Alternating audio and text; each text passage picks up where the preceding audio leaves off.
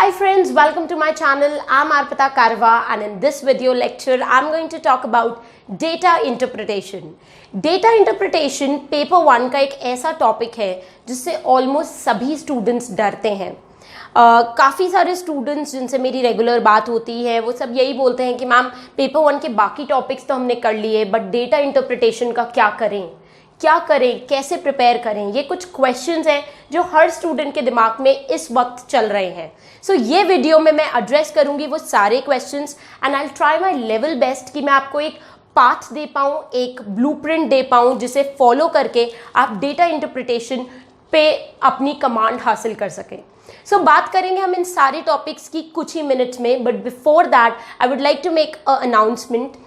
Last week अगर आपने notice किया हो मेरे चैनल पे पहली बार एक वीडियो नहीं डाला था वीकेंड पे, and the reason is that I am working on something big for my students. So there is a big surprise coming from the entire team of arpitakarwa.com। अभी वो काम चल रहा है सो मैं नहीं रिवील करना चाहूँगी, but very soon I am going to make the official announcement on my channel. So stay tuned and there is something really amazing that is on the way. So चलिए फ्रेंड्स जानते हैं data interpretation होता क्या है। Now data interpretation comes from two words, data and interpretation. Data का मतलब होता है कोई भी इंफॉर्मेशन जिसे एक सिस्टमैटिक तरीके से आपके सामने प्रेजेंट किया गया है, एंड इंटरप्रिटेशन मीन्स एनालिसिस। जब आप उस पर कुछ कैलकुलेशंस करके उससे कोई रिजल्ट निकालना चाहते हैं, that is interpretation, when you want to infer something from the data. Now data interpretation के क्वेश्चन में आपको डेटा बहुत तरीकों से दिया जा सकता है, या तो पाई चार्ट दे देंगे वो, या एक टेबल दे देंगे, या फिर बार ग्राफ के थ्रू आपको डेटा दिया जाएगा, and then on the basis of that data they will give you 5 questions. इन 5 क्वेश्चंस को आपको सॉल्व करना होता है डेटा को यूज करके, प्लस डेटा के ऊपर कुछ मैथमेटिकल कैलकुलेशंस अप्लाई करके। Sounds easy right? लेकिन प्रॉब्लम कहाँ आती है फ्रेंड्स? प्रॉब्लम यहाँ आती है कि जब भी आप उस क्वेश्चन को अटेम्प्ट करते हैं you make certain mistakes.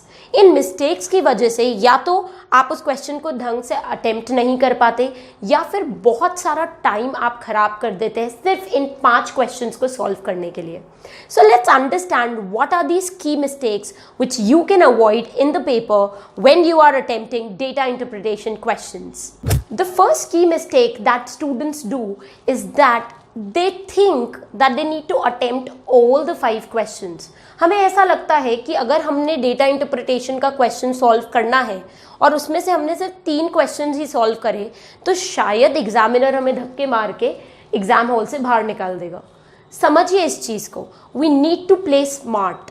Exams में हार्ड वर्क के साथ में स्मार्ट वर्क का होना बहुत ज़रूरी है। आप कोई भी डेटा इंटरप्रिटेशन का क्वेश्चन चूज़ करिए, आप देखेंगे उनमें से कई क्वेश्चंस ऐसे होते हैं जो बहुत इजीली और सिंपल कैलकुलेशंस के साथ सॉल्व हो जाते हैं, और 1-2 क्वेश्चंस ऐसे होते हैं जिनमें बहुत लेंदी कैलकुलेशंस चाहिए होती है। सो ये बहुत इंपॉर्टेंट है आपके लिए जानना कि जो 5 क्वेश्चंस आपके सामने आते हैं उनमें से आप कुछ क्वेश्चंस छोड़ भी सकते हैं। जो क्वेश्चंस आपको लेंदी लग रहे हैं उन्हें छोड़ दीजिए, उन्हें अटेम्प्ट मत करिए, सिर्फ तुक्का मार के आ जाइए उनमें। क्योंकि अगर उस क्वेश्चन को सॉल्व करने के लिए आप 10 मिनट लगा रहे हैं तो उस 10 मिनट में आप 15 इजी क्वेश्चन सॉल्व कर सकते हैं। सो आपका पेपर छूट जाता है इसीलिए बिकॉज आप उस एक हार्ड क्वेश्चन में बहुत टाइम लगाते हैं। और ये चीज़ समझिए, चाहे हार्ड हो चाहे इजी हो, हर क्वेश्चन में आपको मिलेंगे तो सेम मार्क्स ही। अगर आप एक हार्ड क्वेश्चन सॉल्व करते हैं that doesn't mean you will get 10 bonus points. इसीलिए ये समझना बहुत ज़रूरी है कि जो क्वेश्चन हमारे सामने आते हैं उनमें से हम कुछ क्वेश्चंस छोड़ सकते हैं। कोई भी डेटा इंटरप्रिटेशन के सवाल में 5 क्वेश्चन में से 3 क्वेश्चंस इजी या मीडियम डिफ़िकल्टी के होते हैं, 2 क्वेश्चंस हार्ड होते हैं। सो आप अगर एक एवरेज स्टूडेंट है, आपकी मैथ्स स्ट्रॉन्ग नहीं है, सो आप सिर्फ उन 3 क्वेश्चंस को अटेम्प्ट करिए और आगे बढ़ जाइए, ना कि अपनी सारी टाइम और एनर्जी लगा के उन 2 क्वेश्चंस को अटेम्प्ट करें। बिकॉज उन 2 क्वेश्चंस का टाइम जितना आपको लग रहा है उस टाइम में आप बहुत सारे और क्वेश्चन सॉल्व कर सकते हैं। सो ईगो इशू मत बनाइए कि नहीं मैं 5 के 5 क्वेश्चन सॉल्व करने की कोशिश करूंगा। Play smart. कई क्वेश्चन जो आपको लग रहे हैं कि बहुत ज़्यादा डिफिकल्ट है या फिर जिनमें बहुत लेंदी कैलकुलेशंस है, छोड़ दीजिए उन्हें, मत सॉल्व करिए, आगे बढ़ जाइए। So know which questions to solve and which to skip. Second की मिस्टेक जो स्टूडेंट्स करते हैं वो ये होती है that students believe that they are poor at maths and therefore they can never attempt data interpretation questions correctly. You need to break this myth because अगर आप UGC नेट के डेटा इंटरप्रिटेशन के क्वेश्चंस को देखेंगे so you will figure out that ये basic maths involve करती है. इनके जो कैलकुलेशंस है वो बहुत सिंपल होते हैं. बैंक पीओ, एसएससी, इन एग्जाम्स में जो डेटा इंटरप्रिटेशन के क्वेश्चंस होते हैं they are really tough. But UGC NET के पेपर में जो डेटा इंटरप्रिटेशन के क्वेश्चंस होते हैं they are relatively comparatively very easy. अगर आपको 9th-10th की बेसिक मैथ्स भी आती है so you can definitely solve at least 3 out of 5 questions. और इसके लिए I will give you a very simple example. जब मैंने पहली बार डेटा इंटरप्रिटेशन के क्वेश्चन सॉल्व करने की कोशिश करी थी नेट की, जब मैं तैयारी कर रही थी तब मुझे भी यही मिथ था कि मेरी मैथ्स तो इतनी स्ट्रॉन्ग नहीं है तो I can not solve such questions. But जब मैंने प्रीवियस ईयर पेपर्स उठाए और कई क्वेश्चंस देखे जो इतने सिंपल थे कि वो 5 मिनट में सारे क्वेश्चन सॉल्व हो गए, that is what boosted my confidence. कई बार आपको डिजिट्स इतनी सिंपल मिलेगी डेटा के अंदर 10, 50, 30 that it will take you less than 30 seconds to solve one question. So ये ब्रेक करिए इस मिथ को कि अगर मेरी मैथ स्ट्रॉन्ग नहीं है तो मैं डेटा इंटरप्रिटेशन को अटेम्प्ट नहीं कर सकता या कर सकती. You can definitely do it. जब हम इस माइंडसेट के साथ एग्जाम हॉल में क्वेश्चन सॉल्व करते हैं कि let me give it a try, हो गया तो बहुत बढ़िया. सो अगर आप इस माइंडसेट के साथ बैठेंगे तो आप खुद देखेंगे कि आपके दिमाग में ऑटोमेटिकली आइडियाज़ आएंगे. जब हम सोच लेते हैं कि अब ये क्वेश्चन सॉल्व नहीं हो सकता, हमारा माइंड आइडियाज़ देना बंद कर देता है.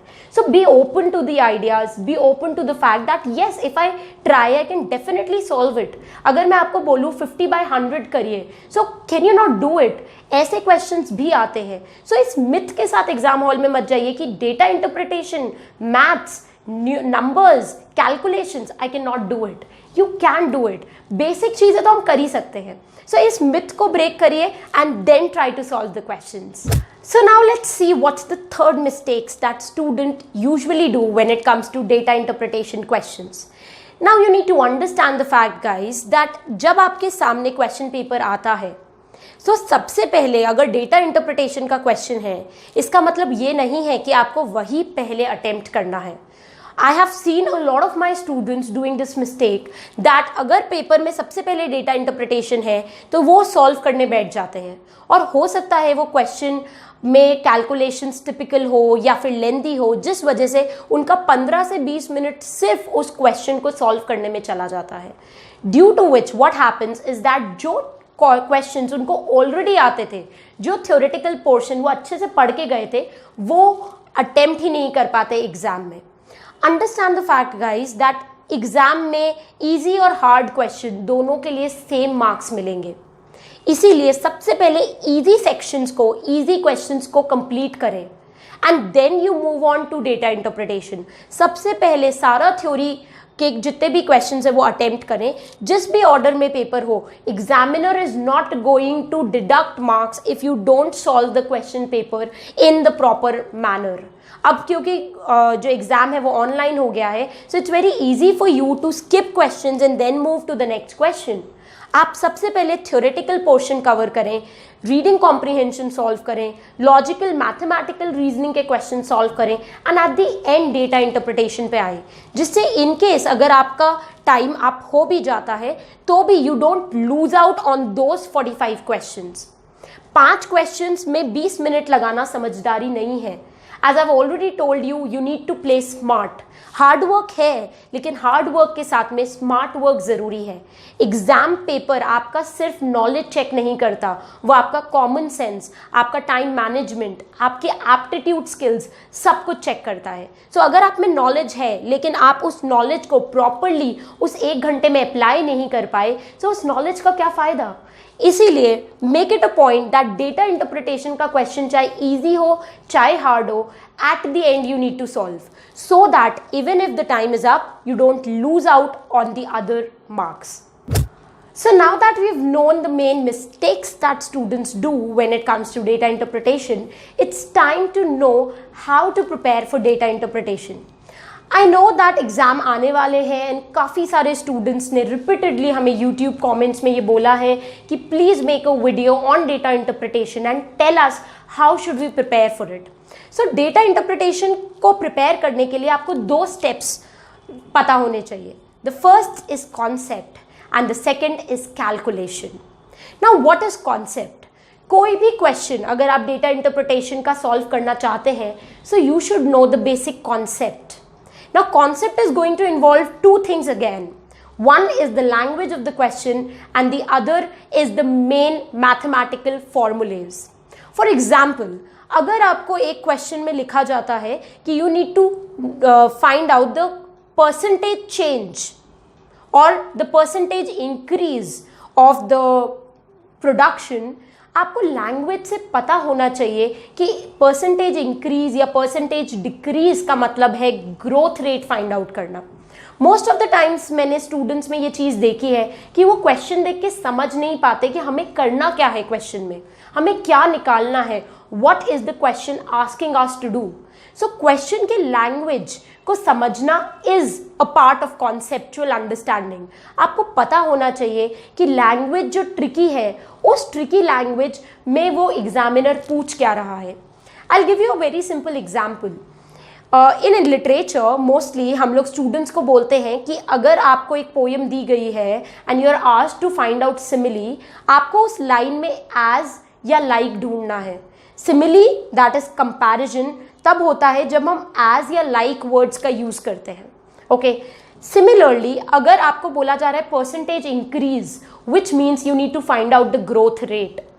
अगर आपको बोला जाता है 10 out of 20 students, that means 20 is going to come in the denominator and 10 is to come in the numerator.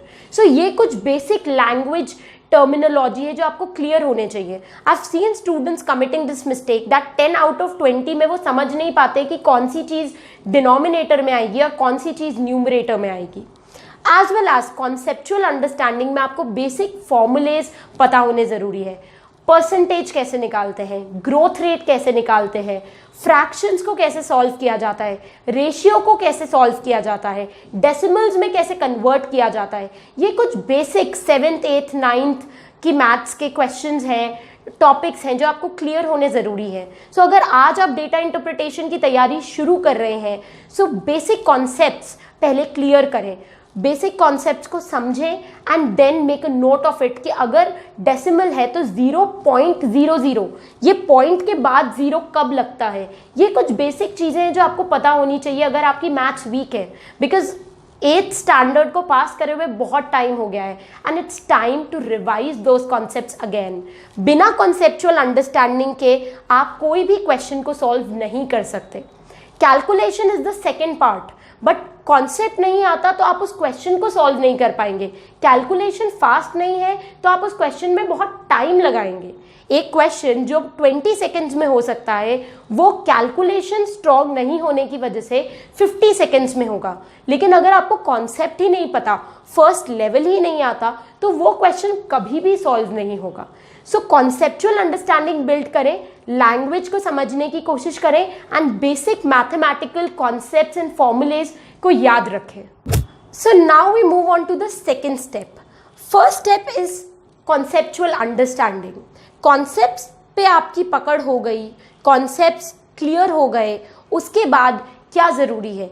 उसके बाद ज़रूरी है कैलकुलेशन को फास्ट बनाना, बिकॉज हमारे पास मैक्सिमम 10 मिनट्स होंगे डेटा इंटरप्रिटेशन के क्वेश्चंस को सॉल्व करने के लिए। और अगर आप 10 मिनट्स में 5 क्वेश्चन नहीं कर पा रहे, दैट मीन्स आपकी कैलकुलेशंस काफ़ी वीक है। एंड कैलकुलेशंस को स्ट्रॉन्ग कैसे किया जा रहा है? Is there any tonic? No, there's no tonic, there's no magic trick. It's only practice. Practice करने से आप अपने आप में इम्प्रूवमेंट देखेंगे। जो क्वेश्चन पहले आप 5 मिनट में करते थे वो 3 मिनट में होने लग जाएगा, कुछ दिन बाद वही क्वेश्चन 1 मिनट में होने लग जाएगा। So practice is the key. Calculation strong क्यों ज़रूरी है? I have already told you that एक क्वेश्चन जिसमें आपको 20 सेकेंड्स लगने हैं, कैलकुलेशन वीक होने की वजह से उसमें आपको 1 मिनट लगेगा। So those 40 seconds extra can cost you a lot.